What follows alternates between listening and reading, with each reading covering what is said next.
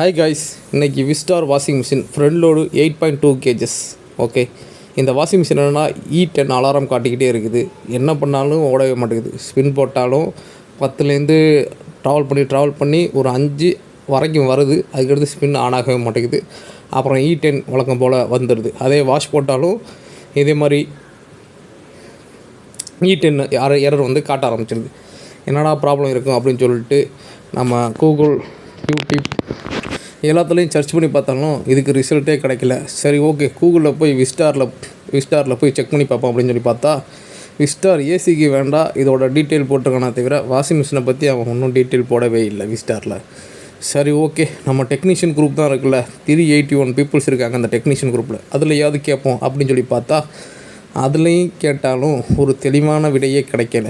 ஒரு 4-5 பேர் தான் அதுக்கு ஆன்சர் பண்ணாங்க. ஆன்சர் பண்ணியும் ஒரு தெளிவான விடை இல்லை. எல்லோரும் காமனாக அந்த கூகுளில் பார்த்துட்டு தண்ணி வரதை செக் பண்ணுங்கள், தண்ணி போகிறத செக் பண்ணுங்கள், சென்சாரை செக் பண்ணுங்கள், இப்படி தான் இவங்களோட கமெண்ட்ஸ் எல்லாமே இருக்குது. பட் இதுக்கான ஒரு சொல்யூஷன் கிடைக்குமாங்கிறது ஒரு கேள்விக்குறியாக தான் இருந்தது.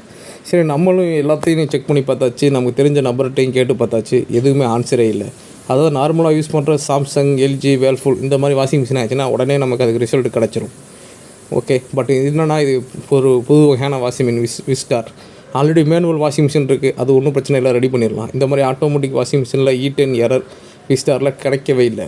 சரி, ஓகே, என்னடா பிரச்சனை இருக்கும் அப்படின்னு சொல்லிட்டு என்ன பண்ணிட்டோம், வாஷிங் மிஷினை ஃபுல்லாக ஓப்பன் பண்ணியாச்சு. ஓகே, டாப் சீட்டு, சைட் சீட்டு, பாட்டம் சீட்டு எல்லாத்தையுமே கம்ப்ளீட்டாக ஓப்பன் பண்ணிவிட்டு டோர் சுவிட்ச் வரைக்கும் டேரக்ட் கொடுத்து செக் பண்ணி பார்த்தாலும் நமக்கு வந்து ரிசல்ட் கிடைக்கவே இல்லை. சரி, என்ன பிரச்சனையாக இருக்கும் அப்படின்னு சொல்லி ஃபுல்லாக அலசி ஆராய்ஞ்சி பார்த்துடலாம் அப்படின்னு சொல்லிட்டு எல்லா வயரையும் கம்ப்ளீட்டாக கழட்டி செக் பண்ணிகிட்டு இருக்கோம்.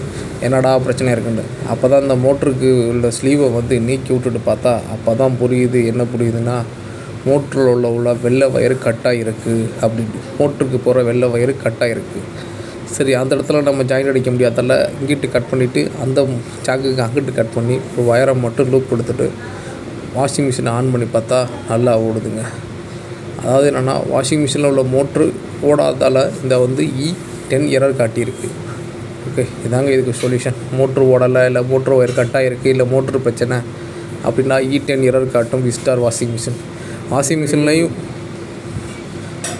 மிஷின்லேயும் ஒரு எரர் விட்டிருந்தால் ஈஸியாக கண்டுபிடிச்சிருந்துருக்கலாம். அந்த மாதிரி செய்யால் தான் இவ்வளோ கஷ்டமாக போச்சு.